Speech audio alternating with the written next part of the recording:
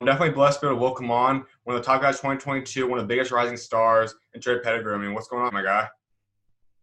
Not much. I've just been chilling, I'm excited to do the interview though. For sure, man. Well, I mean, 2022 midnight, hit the clock. You guys can start talking to college coaches. I know it's been crazy for you.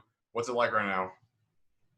It's just a lot of phone calls, a lot of talking, getting to know a lot of new people. I'm building relationships that I didn't expect to build about 2, 3 days ago, but it's a good experience for me. And I mean, you've already talked to a lot of schools so far since midnight. I mean, Illinois, Western Illinois, Marquette, Miami, Ohio. I mean, it goes on and on. Purdue. What's it like? How are you kind of taking all this in? It's kind of new to me, but after like the third, fourth phone call, you just kind of get used to it, and then you just take whatever they give you, and then you just thank for everything you get.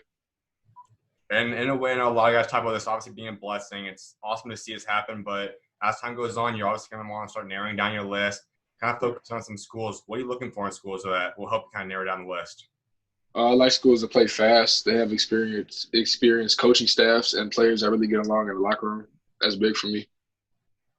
And you weren't necessarily always a high-touted prospect. This year was really a big breakout year. You won numerous awards as only being a sophomore. What went into this past season? Why were you able to break out? I added a lot of weight and got a little bit bigger and got a little bit faster. So I put all of that into my game, and it kind of just evolved from there. Hopefully, it can keep going. And you had a teammate, obviously, Bryce Hopkins, going to Louisville in a year. I mean, what's it like playing along him? How's he kind of helped you grow into who you become? He just frees up the court so much. He's such a force in the paint and on defense, and then being around a guy who's so good at high level, you kind of take little things off of him, and it just makes you a better player as well.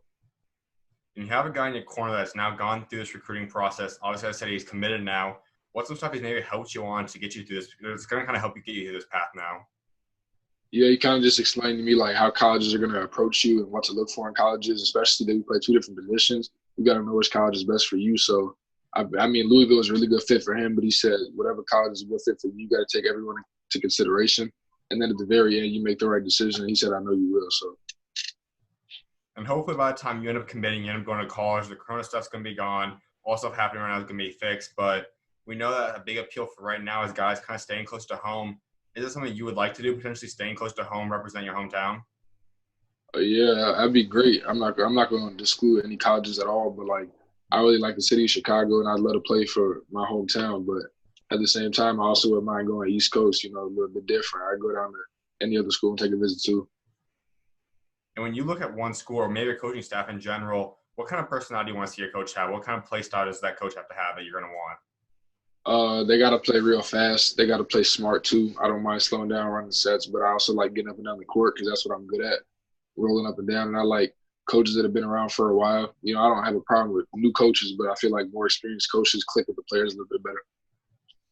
And for you, I mean, talk about teaming up with someone. I know that's something that some guys like. Is it someone that you would like to play with, or someone maybe talked about potentially wanting to team up down the road? Not really. I mean, I kind of got an open mind, so anybody I end up playing with, it shouldn't be a problem.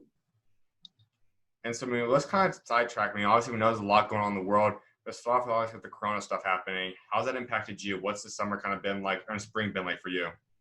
It's been kind of boring, kind of dry. I'm not gonna lie to you. So summer, people say it's canceled. It really is, but I'm still finding a way to get the work in. I'm finding open gyms and stuff like that. I'm still making sure I got the right training, so all the important stuff is still there. You just got to put the fun aside for a little bit. And there is obviously probably not going to be any EYBL Adidas events at this point in time, but some people are talking about getting the AU program together, hosting some tournaments. Are you looking to doing something like that? Is that something that you're probably going to be able to participate in? Hopefully I can. I know Mac Irvin, the UIBL got canceled, so we might have like one tournament left when the season's over. But any tournaments that we hear about, hopefully we can stick our name in there. And for you personally, what do you want to grow from if you get to go out there and play? What do you want people to take away from it? What do you want you to kind of get accomplished in the next tournament or game or whatever it is? I kind of want people to see the growth that I've had from freshman to sophomore to now junior year because I feel like it's a big jump each year, and I'm just going to keep getting better and better. So people who have been around since freshman year really get to see something this upcoming year that they haven't seen before. Absolutely. And I mean, you obviously are from Chicago, Illinois. That's one of the states that is known for producing basketball talent. Coming from that, what kind of pride does it come with representing Chicago, representing your hometown? Oh, it's a lot because Chicago's like a family. Everybody clicks real well. You got brothers and sisters from here too, so you got to put on for the family and then the people you love. So, I mean, just being able to recognize all the other basketball players from around the state, it just makes everything a lot easier to get used to and stuff. And now you look forward to obviously junior season. Hopefully, you guys can go out there and potentially win a state championship. What does it take for you guys to go out there and be able to win that, though? Just teamwork. We got all the talent in the world, but if we don't click right or coaching, if we don't listen to the coach like we should, then anything can go wrong. Any team could be any team at any time. So we just got to be ready, and when we get the job done, we should go downstate. And personally for you, I mean, I'm sure there's a lot of goals for you. This past year, you were to win second team all conference, but you did talk about saying that that's huge. It was cool to see that, but your name wasn't first team. What kind of Yeah. took on your shoulder? What do you want to accomplish personally in the next year or two? So all the guys you read about and hear about in Illinois, I just want to be in that conversation. And I know with the hard work that I put in and I will continue to put in that my name will be up there pretty soon. I just got to wait patiently. Absolutely. And this past year, obviously, because of Corona stuff, it was cut short for you guys to be able to potentially make a state championship run. If you guys go out there, you guys won regionals, would you guys say you guys were probably going to win state? I think we would have put up a dog fight with Notre Dame, but I feel like if we would have got that game done, we definitely could have done it, yeah. And you talk about some of the all-time great Chicago players. I mean, who's some guys that you kind of model the game after, some guys you kind of want to potentially follow their legacy in? I pay attention to everybody from Chicago, but if we're talking guys closer to my age that, recently graduated or maybe just left playing the league, kind of like Taylor Horton Tucker kind of guys, big, strong, fast, like I would assume who might be leaving Illinois, might be staying. Guys kind of like that kind of paved the way for most young kids out of Chicago. And to see guys be able to make it to that level, make it not just a college level, make it as a living for you. And that's what you want to do, obviously, play in the NBA someday. To reach that goal, what's that going to mean to you? What's it going to take to get there?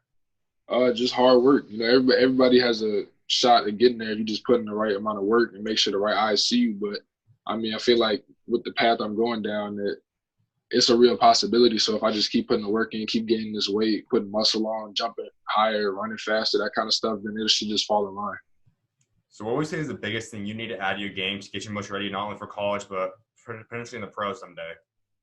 I would say consistently finishing above the rim, and then once I get to the basket, being able to dish off, because I feel like being a point guard, scoring and passing is almost equal. So I know I can get to the rim at any time, but I feel like with the weight I added and my vertical going up, I should be able to start really finishing through people. And then when that's not there, being able to dump off, like it's just second nature. And we talked about it, though. I mean, you had a breakout year, but what point would you say, was it this year, was it the past summer, that really clicked for you? You realized I can take my game to the next level. I can become a legit high major prospect. It would be the school year of sophomore season, because that's kind of when Bryce gave me the confidence. He had a lot of trust in me coming into the season, because you can't do it by yourself. You can be the greatest player to ever do it, and then you need at least one other player or two other players. You need a team to back you up too. So it was kind of like we leaned on each other, and that kind of opened the doors for me on offense. And then defense, I always try to get my all on defense, so it just looked real good.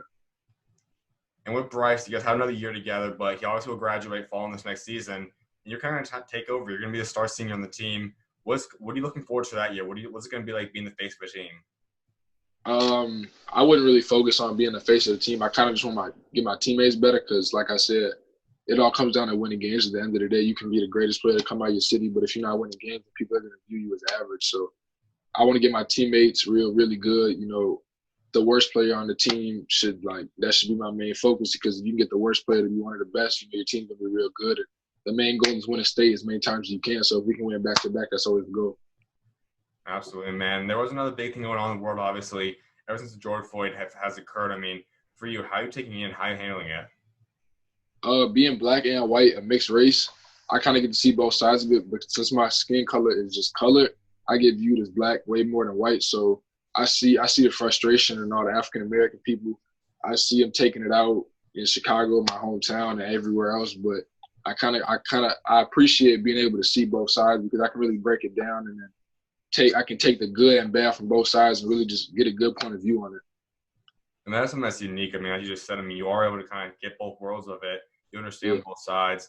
And you as an athlete, I mean, you have a high platform. A lot of athletes can have a loud voice in their communities. What kind of stuff are you looking forward to do using your platform to impact your community? Yeah, I talk about all the time, like, you can post it on social media and you can talk about it as much as you want, but if you're really not getting out there and being active in your community and really spreading awareness on the cause, and you're not really helping it, because everybody can post a picture of a black student on social media, everybody can like a post and comment on it, but how are you really like educating the next person on why this is so important and why this is like the next big thing in America? And for you team as a team, I mean, have you guys discussed any way of potentially representing this? I mean, once again, having a high platform, what are you guys kind of talking about? Yeah, so we were talking about shooting shirts. We got some really nice shooting shirts coming up. We got some good messages on the front and back, and we really want people to pay attention to it this year because I feel like with the run we want to make, it's going to be a lot of eyes watching us anyway. But now we get new people to see the cause and know what we stand for. That's big time, man. And you talk about this next big time run. Adam Miller is obviously out of Chicago as a whole. A lot of things going to be shifting. Who's some of the teams to look for in Chicago that's going to take the next jump? Tough question. I say Bryce being the one coming up.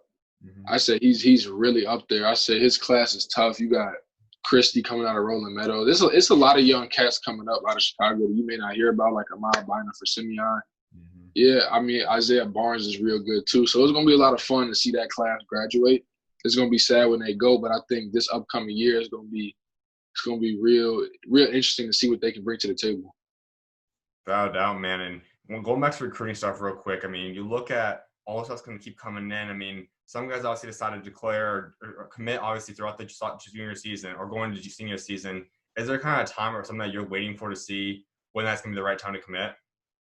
Not really. I don't like to follow people. So, like, if everybody wants to commit junior year, they have at it. Sophomore, senior, it doesn't really matter to me. It's kind of like whatever I feel like is the best fit for me, that's when I'm going to commit. Once I talk to the coach staff, took a visit, really engaged with the players and coaches, and I feel like that's the right place for me. I'll commit whenever that is, but I don't really feel like it's a target time to commit. So I don't feel rushed. I don't feel pressured. I don't feel none of that to commit. I just feel like when I'm ready, that's when I do it. And we know stuff is starting to possibly start opening up, or there might be this occurring sometime soon. Who's some of the schools you're looking to do visits to when it opens up? I definitely want to go to Illinois now. I had a great talk with the coach. I really like him. I really do. And the players that come out the program, they're just real good people. So I definitely got to take a visit up there. Penn State one too. I took a visit earlier last fall, and I really liked it. And I said, I want to come back, when there's more players down there, and I want to meet the head coach and stuff like that. So I definitely got to get out to Penn State. There's a couple other schools like Miami of Ohio I want to check out for sure. And a couple other schools like that. I want to spread it out too. I don't want to just stay in Chicago. I don't want to go. I kind of want to be all over the place because that's the fun of recruiting too. You get to go to new places and see new people. And so when the clock hit midnight, I know coaches were starting to call every guy, texting them, whatnot. At what time was the first call or text you got? The first call, I believe it was 11 p.m. for me, but 12 a.m. for them. It was Marquette. Yeah, right on the dot. I take that back. Not Marquette. It was Virginia Tech. Virginia Tech called right on the dot. They didn't miss a beat. I think Marquette called sometime right after that too, right? They did. That's awesome, man. My last thing before I let you go is, in terms of your high school career, your legacy you want to build up there, when you graduate, what do you want that legacy to be? What do you ultimately want to be remembered for? Well, I want to be on a team that brings Fenwick a state championship, and then to be on a program that can do it back to back in 2 years would be a huge for me. Because individual recruiting and everything that doesn't come with team, that comes with self. And I'm going to get it done regardless, but I really want to make sure we get a state championship in there. Absolutely, man. Well, I definitely appreciate you taking time to come on, my guy, and look forward to seeing how this recruitment goes. Yeah, for sure. Appreciate it. Anytime, man. Y'all come on, bro. God bless. All right. Have a good one. You too, bro.